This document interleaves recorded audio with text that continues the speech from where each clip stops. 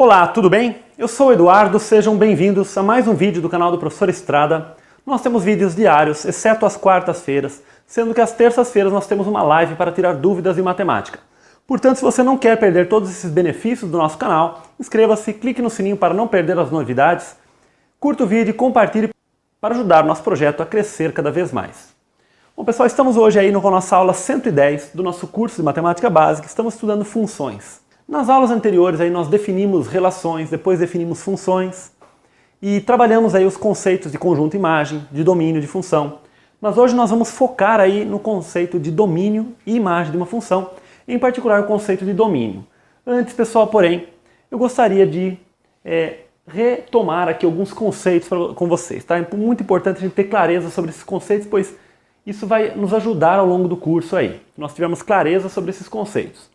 Bom, nós temos aqui uma função de A em B, né? Então o A é o nosso conjunto de partida e B é o conjunto de chegada. Isso no universo de relações nós chamamos assim, mas em funções o A nós chamamos de domínio e o B de contradomínio. Então, anotação, pessoal, acabei não falando isso em aulas anteriores, nós também podemos chamar de domínio, né? Domínio da função f é igual a A, ok? Então o domínio da função é o conjunto de partida. E o contradomínio é o conjunto de chegada, CD, ok? Contradomínio da função é o conjunto de chegada.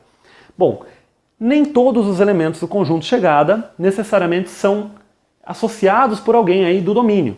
Portanto, nós definimos o conjunto imagem como o daqueles elementos do conjunto de chegada, do contradomínio, tais que existe um elemento do domínio que leva naquele elemento do contradomínio, tá? Então esse é o conjunto imagem, tá? Então a imagem ela está contida no contradomínio. Por meio de diagramas fica mais claro, ok? Então aqui nós temos o domínio, né? Então eu achurei aqui o domínio, coloquei um x aqui, esse x é arbitrário aqui, né? Deste domínio, ele vai levar num f de x. Então o conjunto de todos os valores aqui que pertencem ao domínio, ele vai levar num subconjunto do conjunto B, que é o contradomínio, né? E esse subconjunto aqui dos valores que existe, tais que existe um valor no domínio que leva num valor aqui dentro, ele recebe o nome de conjunto imagem, né? Imagem. Quer dizer, os elementos aqui, eles são imagem de alguém daqui. E é claro, podem existir, né?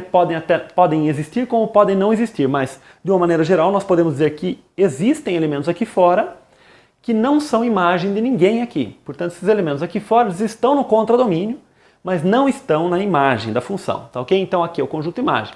Então eu escrevi dessa forma aqui. Então o x ele pertence ao conjunto A, que é o domínio da função. O f de x ele pertence à imagem da função, que é um subconjunto do conjunto B. Lembrando que esse subconjunto eventualmente pode ser igual ao próprio conjunto B, e no caso nós não teríamos esses elementos aqui fora. E os elementos y aqui que eu representei são os elementos que estão aqui fora, ok? Então esses elementos que estão aqui fora, eles estão no contradomínio, porém não estão na imagem. Eles estão em B, que é o contradomínio, menos a imagem. Esse menos, pessoal, nós estudamos na aula de operações entre conjuntos. Se você não está lembrado, volte, né? Veja a nossa playlist de conjuntos que nós temos no canal, Teoria de Conjuntos. E nessa playlist você vai ver na aula de operações entre conjuntos a diferença entre conjuntos, tá? Então, B, né, que é o conjunto B, menos a imagem de f, ou seja, seriam os elementos que estão em B e não estão na imagem. E nós também podemos denotar como o complementar da imagem em relação a B. Okay? Então, o complementar da imagem em relação a B é justamente esta coroa, né? Aqui fora é o complementar da imagem em relação a B. E também nós podemos abordar aí a representação gráfica. Nós temos aqui um gráfico genérico, né? Um gráfico arbitrário. Então o domínio, o que é? Quando nós pegamos esse gráfico, vamos imaginar que ele é contínuo, né? Ou seja, ele não tem buracos. E então o domínio vai ser exatamente a projeção, né? Como se nós colocássemos um holofote aqui nessa direção. Então a projeção desse gráfico no eixo x, que é o eixo das abscissas, é chamada de domínio da função, né? Que é o conjunto A. E a projeção do gráfico, né? Sobre o eixo das ordenadas, né, como se nós tivéssemos um holofote aqui. Então esta projeção, ela é o conjunto imagem, tá? E onde está o contradomínio aqui? Eu acabei nem desenhando, pois o contradomínio vai depender, né? A gente não sabe exatamente como é que foi definido, mas O contradomínio pode ser que seja exatamente o conjunto imagem, pode ser um pouco maior, mas certamente o conjunto imagem vai estar contido no contradomínio, tá ok? Então, para representação gráfica, já fica um pouco mais difícil a gente trabalhar de uma maneira tão abstrata assim, ok? Então aqui nós temos um ponto x, f de x. E nós definimos o gráfico da função, pessoal, é o conjunto de todos os pares ordenados com coordenadas x e f de x, ok? Esses valores, pessoal, x e f de x, o f de x nós chamamos de y, tá ok? Note que aqui eu também usei y para um elemento que não está na imagem, e aqui eu usei para um elemento que está na imagem. É meio comum isso aí, tá, pessoal? Dentro do contexto vocês vão identificar. Em geral, o elemento y pode ser um elemento arbitrário do contradomínio, mas muitas vezes nós usamos o y como sendo um elemento da imagem, tá ok? Então, dentro do contexto vocês certamente vão conseguir identificar isso aí. Então, o x, pessoal, é tido como nossa variável independente, tá? E o f de x, o y aí no caso, é variável dependente. Por que isso, pessoal? Nós temos aqui a nossa função e nós temos aquela notação, eu vou escrever aqui em cima, que leva x em f de x. É isso que faz uma função, né? Então, qual é a ideia da função, pessoal? Se nós pensarmos aqui, vamos imaginar x aqui. Aqui nós temos uma máquina, né? Eu cheguei a comentar isso aí na aula inicial de funções, né? E aí nós temos aqui o f de x. Então, o que é a função? A função é como se fosse uma máquina, né? Essa é a função f aqui, né? Então, nós alimentamos essa máquina com o x. É como se o x fosse o combustível da máquina, né? E aí, quando se joga esse x aqui nessa máquina, essa máquina devolve, né? Digamos assim, ela cospe, né? Ela cospe o f de x. Então, nós alimentamos a máquina com o x e ela devolve o f de x. E nós podemos alimentar com qualquer valor de x, desde que esse valor pertença ao domínio. Por isso é que nós chamamos o x de variável independente. Ou seja, nós podemos alimentar com qualquer valor de x. Agora, uma vez que nós alimentamos com um valor de x, uma vez definido esse valor de x, necessariamente a máquina vai devolver o f de x. Por isso o f de x é chamado variável dependente, pois ela depende de x. Uma vez definido o x, a máquina ela vai devolver o f de x, tá ok? Por isso que nós temos essa ideia de variável independente e variável dependente, ok? Bom, agora, pessoal, nós vamos focar em alguns exemplos envolvendo o cálculo de domínio de uma função. Nós já vamos entender o que é isso aí. Bom, pessoal, esse é um exercício bastante típico aí. Encontre o domínio da função. Em primeiro lugar, pessoal, esse exercício, apesar de bastante típico, rigorosamente ele não é correto. Mas embora ele não seja totalmente correto, rigorosamente, o enunciado, principalmente desse tipo de questão, nós vamos colocar dessa forma, pois é desta forma que ele costuma aparecer aí para vocês. Por que ele não é correto, pessoal? Porque quando se pergunta o domínio de uma função, a princípio, o domínio é o nosso conjunto de partida, né? Então, nós temos um maior domínio possível. Né? Qual é o maior domínio possível? É o conjunto dos valores, né, permitidos para aquele cálculo da função, do valor da função, né? O conjunto dos valores permitidos é o maior domínio possível. Uma vez definido esse maior domínio possível, qualquer subconjunto desse maior domínio possível poderá ser definido como domínio. Nós já vamos dar um exemplo depois que nós concluímos esse problema aqui. Então, a primeira observação que nós fazemos aqui é que, quando ele pede encontre o domínio da função, nós, na verdade, devemos entender da seguinte forma: o maior domínio possível ou o domínio de definição, ou seja, para quais valores, né? Geralmente aí pensando nos valores reais, essa função está definida. Então nós temos que analisar cada caso, né? Então, por exemplo, a função f de x igual a raiz de x. Bom, raiz de x, pessoal, quando nós falamos raiz quadrada de x, quando definimos a radiciação, nós não definimos a raiz para radicandos negativos. Portanto, neste caso aqui, nós devemos ter o quê? O x tem que ser o quê? Maior ou igual a 0. Esta é a única restrição. Então, o domínio dessa função vai ser o quê? Vai ser os reais, né? Só que maiores ou iguais a 0. Como é que nós denotamos reais maiores ou iguais a 0? São os reais não negativos, ok? Então o R+ é justamente o conjunto dos elementos x em R, tais que x é maior ou igual a 0. Tá? Uma outra forma de nós escrevermos esse mesmo conjunto é da seguinte forma. O intervalo fechado em 0 e aberto em mais infinito. Ok? Na aula de intervalos numéricos, né? Conjuntos reais, intervalos numéricos, nós vimos aí que intervalo aberto, né? Nós podemos denotar com o parênteses ou com o colchete voltado para fora, tá? Em alguns materiais, provavelmente vocês vão ver aqui, né? No caso, o colchete voltado para fora. Mas eu dou preferência aqui aos parênteses, pessoal, pois é uma notação que se vocês pegarem livros mais avançados de matemática, vocês vão ver sempre essa notação de parênteses, tá? E essa notação de colchete voltado para fora ela não é tão comum em livros mais avançados de matemática. Mas enfim, então este é o nosso domínio, tá? Eu apresentei várias formas, tá, pessoal? Mas aqui essa resposta seria uma só que vocês teriam que apresentar aqui, né? Eu apresentei várias maneiras até para a gente poder revisar um pouco essas formas de se apresentar um conjunto, tá ok? Agora, depois de fazer esse exercício, gostaria de voltar e comentar com vocês aquela definição ali do maior domínio possível. Bom, o maior domínio possível é x maior ou igual a 0.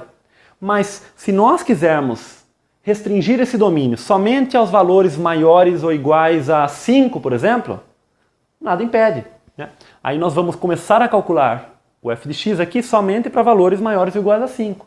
Então nós vamos restringir o domínio e eventualmente vamos também modificar o nosso conjunto imagem.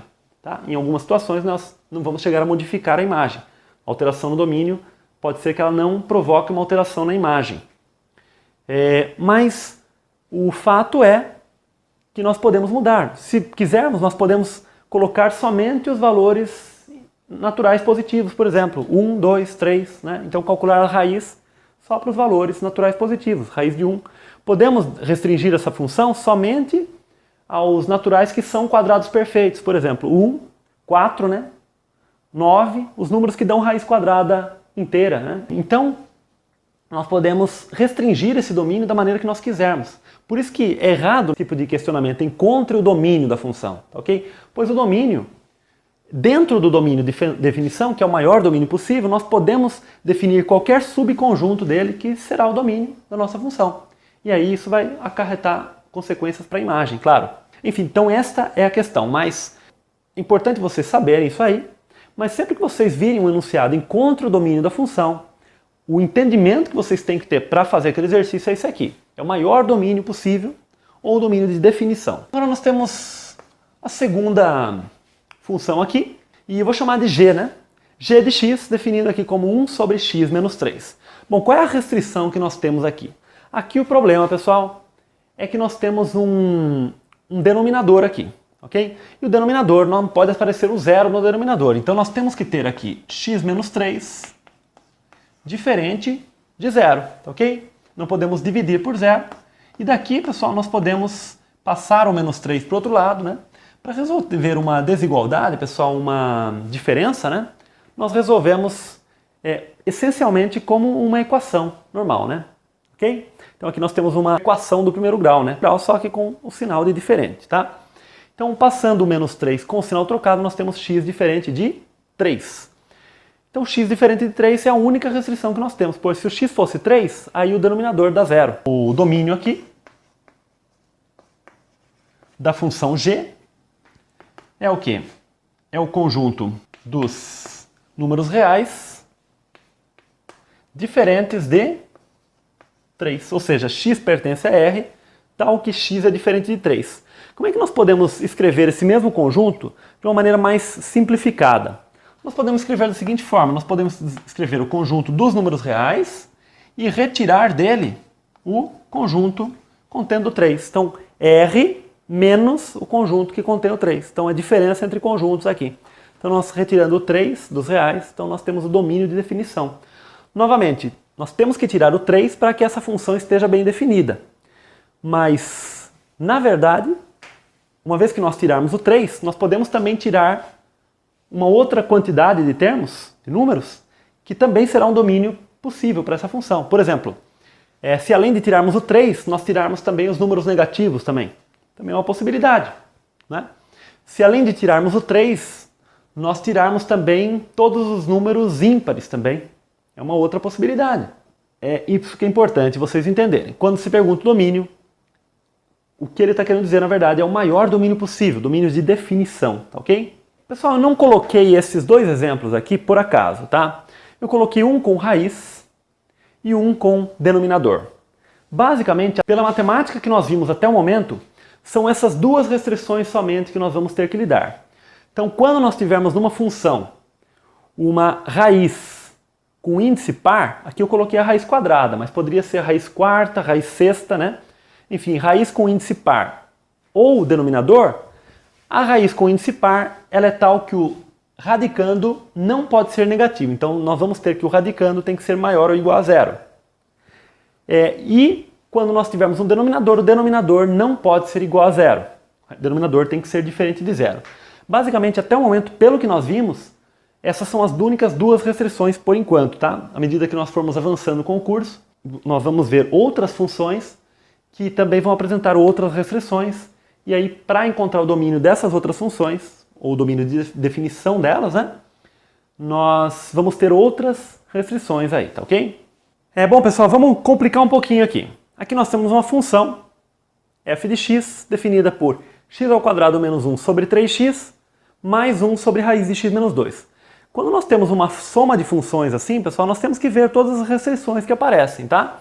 Para esta razão aqui, nós temos apenas esse denominador aqui, que não é permitido que ele seja igual a zero, né? Então nós temos que 3x deve ser o quê? Diferente de zero, mas 3x diferente de zero implica x diferente de zero. Guardamos essa restrição aqui. Este radical aqui, ele, por estar, este valor aqui, x menos 2, por estar dentro de um radical de índice par, ele não deve ser negativo, então ele deve ser maior ou igual a zero. Porém, ele também está no denominador, tá? Então, a princípio, x menos 2 seria maior ou igual a zero por estar dentro de um radical. Mas como ele também está no denominador, nós fazemos o quê? X menos 2 somente maior do que zero, pois ele também não pode ser igual a zero neste caso aqui. Então, quando o radical está no denominador, ele também não pode ser zero. Então, x menos 2 maior do que zero, x maior do que 2. Agora, pessoal, nós temos que obedecer essas duas restrições. Em alguns desses exercícios, nós temos que construir aí o varal, né? As retas, uma embaixo da outra, e analisarmos todas essas restrições, pois às vezes não é fácil nós estabelecermos o conjunto, a intersecção entre todas elas, pois todas elas têm que ser satisfeitas ao mesmo tempo. Mas nesse caso aqui elas são simples, né? Pois nós queremos x diferente de zero e queremos também x maior do que 2. Então, nós temos um e ligando, né? Então, ou seja, isto deve valer e o que está na linha de baixo também. Então, nós temos que x deve ser diferente de zero e, ao mesmo tempo, maior do que 2. No entanto, pessoal, quando x é maior do que 2, ele automaticamente já é diferente de zero também. Portanto, esta restrição nós podemos resumir como x maior do que 2 somente, ok? Então, o domínio dessa função é igual. X pertence aos reais, né? São os reais, tais que x é maior do que 2. Em notação de intervalo, nós teríamos a seguinte: 2 mais infinito, ok? Então x é maior do que 2 e vai até o infinito aí, né? X maior do que 2. Então este é o maior domínio possível para essa função. Aqui nós temos mais um exemplo. Uma função aparentemente complicada, né?